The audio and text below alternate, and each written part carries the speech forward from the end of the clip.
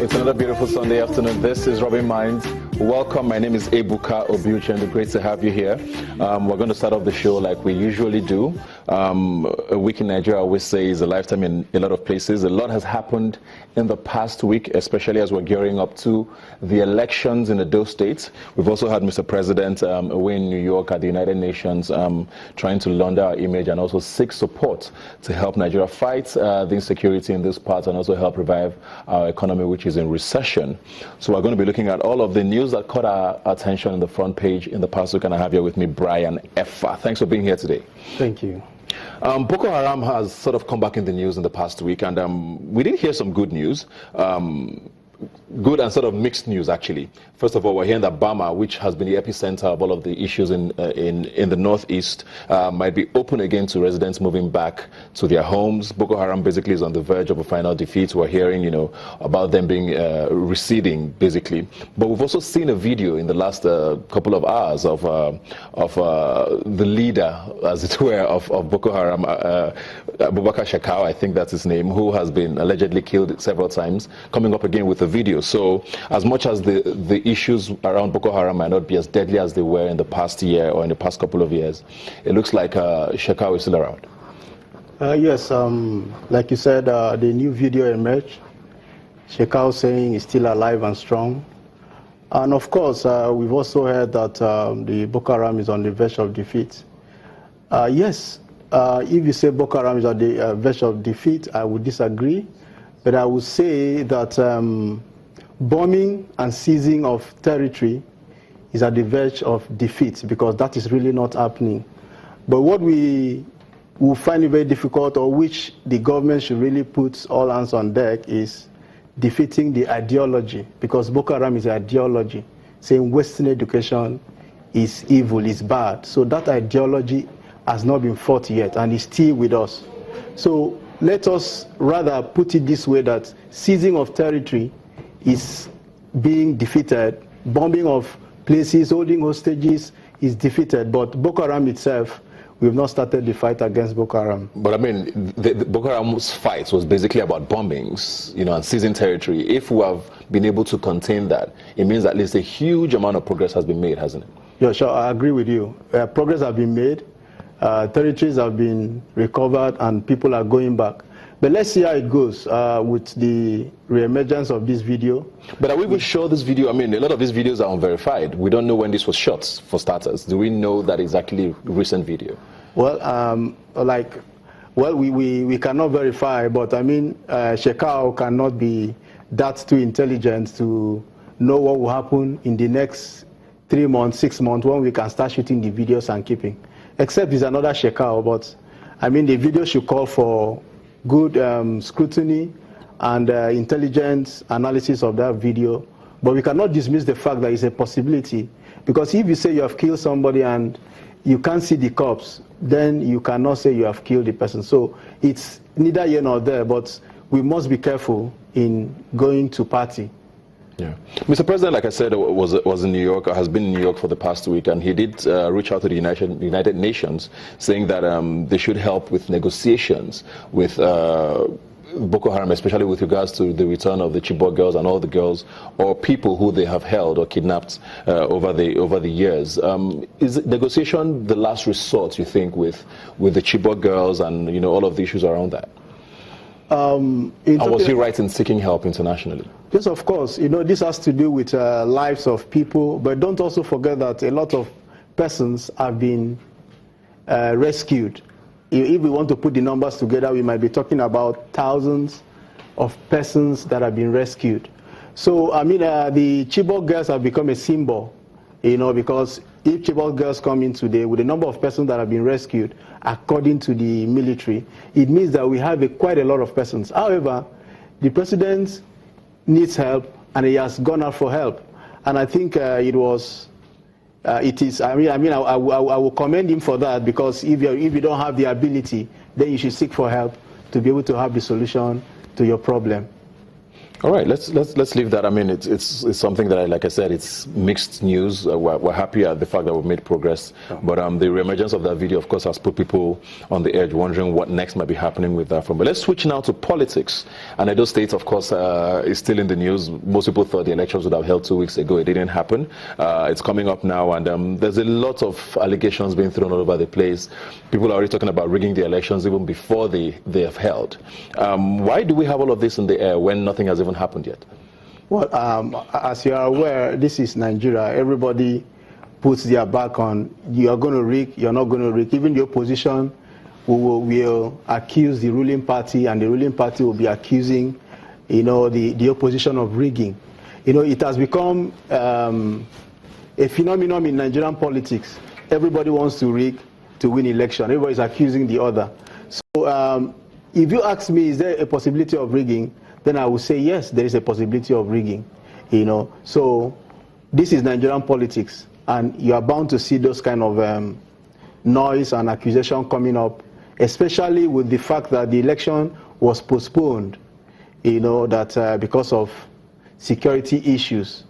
So we are here this week, which the election is going to hold, and then we'll see how that happens. Do you think rigging has become inevitable in our politics? Because it looks like with every election, whether a local government, even a councillorship as small as that you think could be contained, you always hear the noise about elections being rigged after the fact. Is this something that we'll have to continue to live with?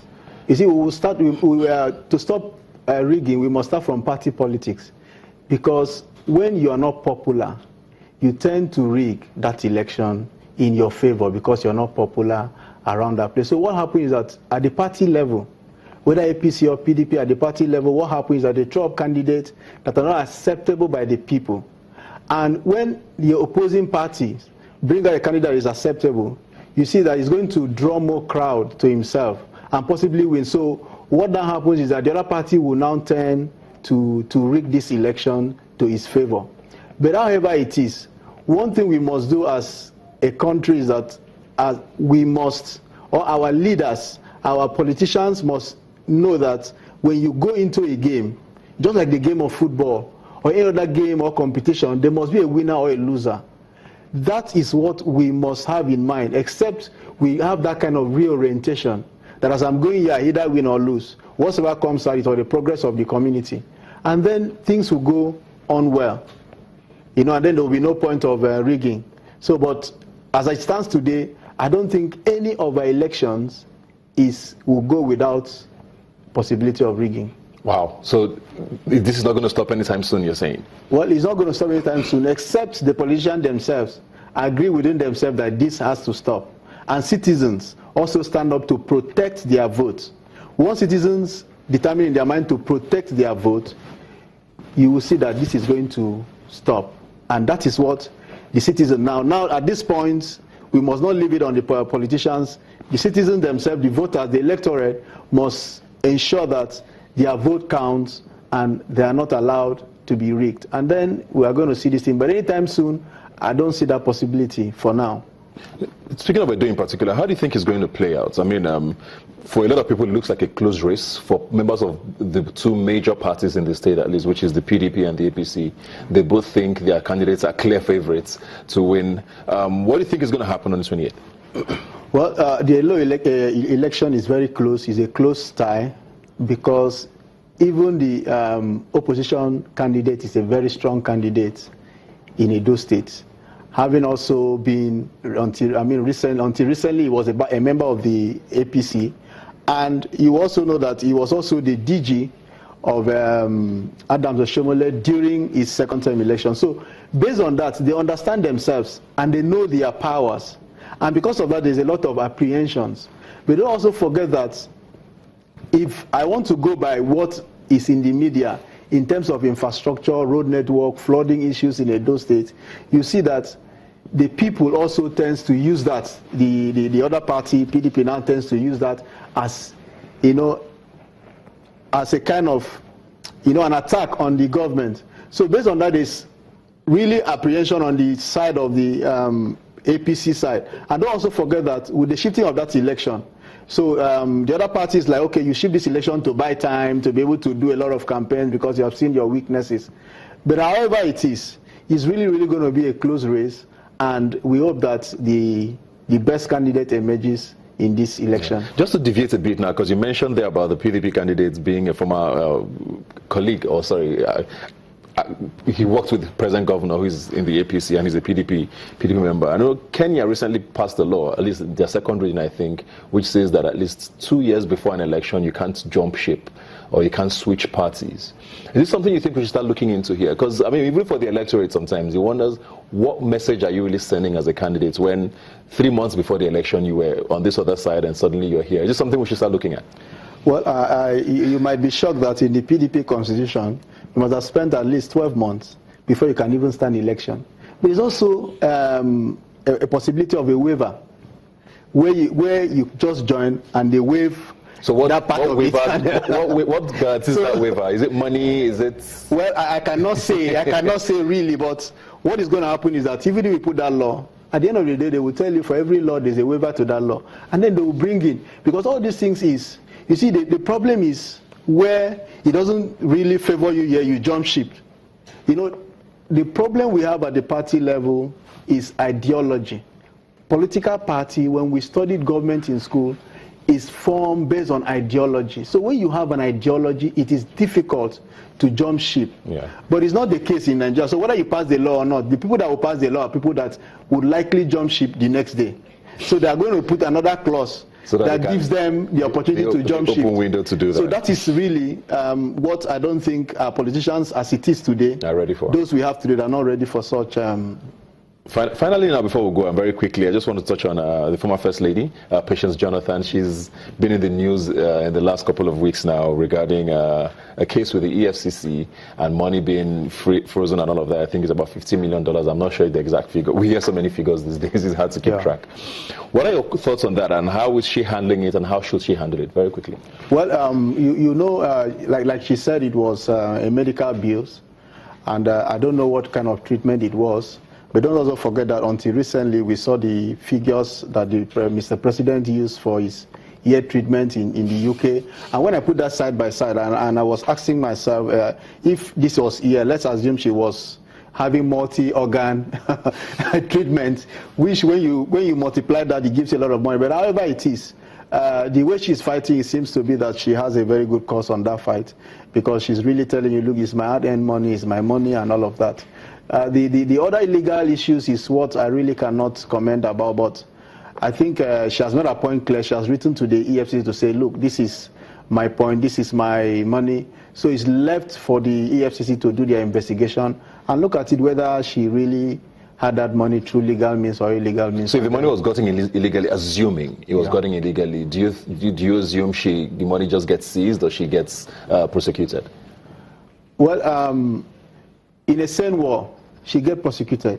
But you know, Nigeria, it's one law for the other, and the same law is interpreted in a different way for the other person. So as it is now, I don't know what at their level what they are going to agree on. But if the money is illegally in a good environment, in a where law takes its course, she should be prosecuted, and that is what it should be. But I don't think that is most likely to happen in this case. All right, thank you very much, Brian. I mean, there's always a lot to talk about with regards to Nigeria. Thanks for being here today. We're watching the space, especially with regards to the former First Lady, to see how that particular case plays out. We'll take a break now and be right back.